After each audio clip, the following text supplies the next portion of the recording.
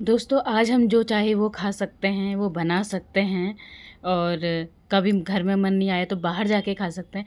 लेकिन कुछ खाना जो हमारे बचपन की मेमोरीज़ में होता है वो हमेशा याद रहता है ना, और वो फिर वैसी चीज़ें हमें मिलती भी नहीं हैं, है ना? आज ना मैं एक ऐसी ही डिश बना रही हूँ, खीर। जो मेरी मामी बनाती थी, जब भी मैं अपने ननिहाल जाती थी, बल्कि जब मेरे मामा मिलने आते थे ना, तो भी वो मेरे लिए ये खीर बना के लेकर आते थे। मेरी मामी एक बड़े टिफ़िन में जो बाल्टियाँ होती हैं ना, 1-1 2-2 लीटर की, उसमें भर कर भेजती थी वो खीर, जो थोड़ी गाढ़ी-गाढ़ी सी होती थी, बिना ड्राई फ्रूट्स के। तो आज मन किया कि मैं वही कुछ दोबारा से अपने लिए रिक्रिएट करूँ, मन हो रहा था बहुत ज़्यादा। और फिर ध्यान आया आज पूर्णिमा भी है, तो मैंने कहा आज खीर ही बनाऊँगी। खीर बनाने के लिए मैंने पहाड़ी चावल लिए हैं, और अगर आपके पास पहाड़ी ना हो तो जो टुकड़े वाला चावल है ना वो ले सकते हो। अच्छे से धो के उसे आधा 1 घंटे पहले भिगोने के लिए रख दीजिए। और मैंने दूसरी पतीली में दूध गर्म करने के लिए रखा हुआ था, उसे भी आप उबलने दीजिए। और दूसरी साइड में जो कढ़ाई है उसमें मैंने थोड़ा सा घी डाल के ये चावल जो भिगोए हुए थे उनको भूना है।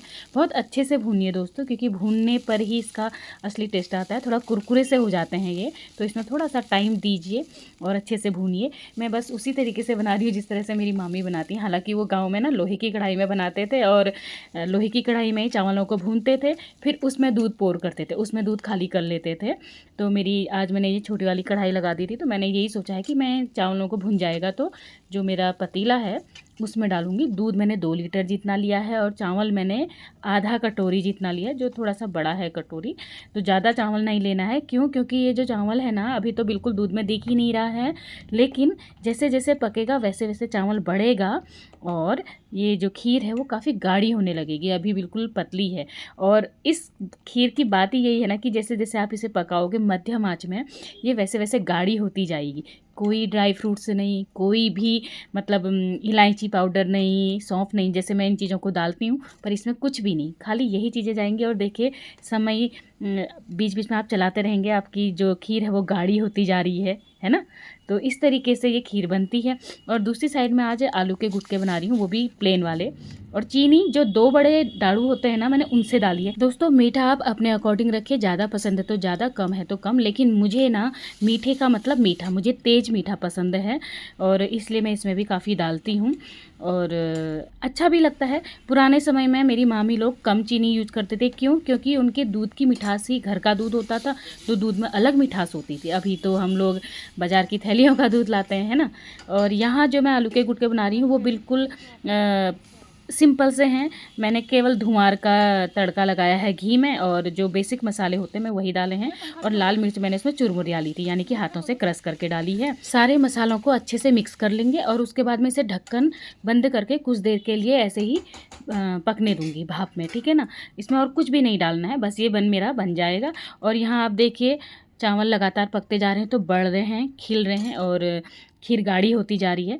तो कुछ समय बाद मैंने देखा, देखिए खीर इतनी अच्छी हो गई है, तो मैं थोड़ा सा इसे अभी फ्लेम तेज़ करूँगी, क्योंकि मुझे इसमें थोड़ा सा ना हल्का सा जला वाला फ्लेवर चाहिए। अब मुझे वो अच्छा लगता है। अगर आपको नहीं पसंद तो नीचे से तला मत लगने दीजिएगा, मैं हल्का सा लगाने दूँगी। और देखिए आलू हमारे बहुत ही खुशबूदार तैयार। आज पतिदेव कह रहे हैं कि इतनी खुशबू किस चीज़ की आ रही है। तो जब आप घी में ना ये तड़का ये वाला लगाते हो ना, धुंगार का, तो बहुत अच्छी स्मेल आती है। ये तो तैयार हो गया, तो उसमें मैं अभी रोटी बनाऊँगी। और खीर मेरी मैंने बंद कर दी थी फ्लेम, क्यों? 10 मिनट पहले मैंने खीर की फ्लेम इसलिए बंद करी क्योंकि मुझे इसमें गुड़ डालना था। ये दोस्तों, जब आपका फ्लेम बंद हो जाए और थोड़ी सी खीर 10 मिनट हो जाए, उसके बाद ही गुड़ डालिएगा, नहीं तो आपकी खीर फट जाएगी, वो अच्छा नहीं होगा, और खीर का स्वाद भी ख़राब हो जाएगा। दूसरी साइड मैंने रोटी भी बनाना शुरू कर दी थी। आज गेहूं की ही रोटी बना रही हूँ, तो प्लेन रोटी है, और उसे घी लगा लूँगी। पूड़ी खाने के लिए पतिदेव ने मना कर दिया था, नहीं तो मैं शायद आलू और खीर के साथ पूड़ी ही बनाती, पर उन्होंने कहा नहीं मुझे आज रोटी खाने। मैंने कहा चलो ठीक है। तो देखिए खीर हल्की सी जो गुड़ थी वो गल गई है, और जो जला हुआ भाग था ना, मैंने थोड़ा सा कुटर लिया है, मतलब कि क्रश निकाल लिया, और उसको भी पूरा खीर में मिक्स कर दिया। उससे खीर में ना अच्छा सा टेस्ट आता है। नॉर्मली मैं खीर में सौंफ वगैरह डालती हूँ या इलायची डालती हूँ, आज मैंने कुछ भी नहीं डाला है, बस अपनी मामी के जैसा टेस्ट बनाने के लिए। हालांकि ये वैसी गाढ़ी नहीं हुई है, कुछ समय बाद ये गाढ़ी हो जाती है। दोस्तों मुझे ना ठंडी खीर ज़्यादा पसंद है, तो मैं ठंडी खीर ही खाती हूँ। मैं अपनी खीर को ना फ्रिज में रख देती हूँ, उसके बाद ही खाती हूँ। और जैसे ही सारा खाना बन गया था तो मैंने सबसे पहले भगवान जी के लिए रख के आई भोग में, और उसके बाद मैंने फिर पतिदेव के लिए परोसना शुरू किया, क्योंकि उनका टाइम हो जाता है और इसी वजह से मैं सुबह जल्दी बनाती हूँ। तो पतिदेव के लिए सबसे पहले मैंने आलू वगैरह खीर वगैरह सब रख ली थी। और दोस्तों आज मैंने चटनी बनाई है आम की, और एक ही आम बचा था ना, तो आज मैंने उसमें दही डाल के और पुदीना डाल के बनाई है चटनी। नॉर्मली मैं दही नहीं डालती हूँ, तो ये चटनी भी बहुत अच्छी हुई थी, और इसकी रेसिपी भी मैं आपके साथ ज़रूर शेयर करूँगी। एक ही आम था, छोटू छोटू सा ना, तो इतना ही बना था। तो ये तो हो गया था, और अब पतिदेव का भी मैंने अच्छे से सर्व कर लिया था, तो मैं उनको देने के लिए चली गई थी। वो अभी तैयार हो रहे थे। फिर मैंने फ़ोटोग्राफी तो ज़रूर करनी हुई ना खाना बनाए की, तो मैंने वो भी करी उसके बाद थोड़ी सी। और उसके बाद फिर मैंने बाकी जो रोटियां थी वो बेलना शुरू करी। तो इस बीच में पतिदेव आ गए थे, तो मैं खड़ी हो गई थी वहाँ पर को, आप मुझे बताइए कि कैसा हो रहा है खाना करके। फिर उनकी बातें सुनी, थोड़ा सा उनको बात करी। और दोस्तों ये मेरी मामी जो बनाती थी ना खीर, बिल्कुल डली डली सा हो जाता था, वैसे भात का जैसा होता है ना डला वैसे। और क्योंकि ठंडी मेरे पास पहुंचती थी तो बहुत टेस्टी लगती थी, और मैं ना छुपा छुपा के भी खाती थी। बहुत पसंद थी मुझे खीर।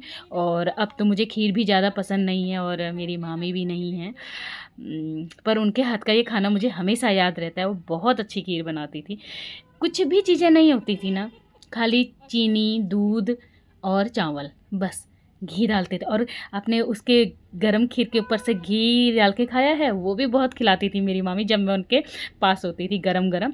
तो पता है हमें, हमको सब मिल सकता है, पर कुछ अपने बड़े सयानों के हाथ का खाना ना, जब वो चले जाते हैं ना, बहुत याद आती है, बहुत बहुत। तो अपने पतिदेव से भी मैं यही पूछ रही थी कि आपको कैसी लगी। फिर उनको भी मैं सारा डिस्क्रिप्शन देती हूँ कि आज ये इस तरीके से बनाया है, ये इस तरीके से बनाया है। अच्छा लगता है मुझे उनके ओपिनियन जानकर भी, और उनका थोड़ा दिमाग खाकर भी। तो उसके बाद फिर मैं आ गई थी। मैंने बाकी की जो रोटियां हैं वो भी बेल ली थी। रोटी मैंने आज सिंपल बनाई थी, बस उसमें घी की चुपड़ लिया था। और बाद में मैं अपने लिए सारे बर्तन ही लेकर आ गई थी दोस्तों, क्योंकि बाकी जो खीर बची थी वो तो मैंने टिफ़िन में फ्रिज में रख दी थी। और उसका पतीला चाटने में जो मज़ा आता है, बस उसी में आता है असली आनंद। तो भाई पतीले में जो कुंटी लगी होती है ना, आहा क्या मज़े आते हैं, बहुत टेस्टी लगती है। और सबसे पहले मैंने आलू के गुटकों के साथ अपनी रोटी खाई। तो आज का मेरा ये मेन्यू आपको कैसा लगा मुझे बताइएगा। और आपकी भी कोई याद है कि आपके बड़े सयानों से रिलेटेड खाने को लेकर, वो मुझे ज़रूर शेयर कीजिएगा। जैसे ये मेरी मामी की याद है, और आज मैंने इसे जिया है दोबारा।